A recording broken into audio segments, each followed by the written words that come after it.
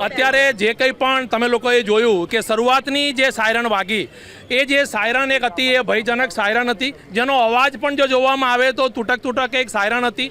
એ siren વાગવાના સાથે જ જે લોકો સિવિલ ડિફેન્સની તાલીમ લીધેલી હતી કે જે કોઈ પણ નાગરિકે આની તાલીમ લીધેલી હતી એ લોકોએ પોતાની પોઝિશન લીધી, જે પોઝિશનને કારણે નુકસાન ઓછું થાય તે રીતે પોઝિશન લીધી।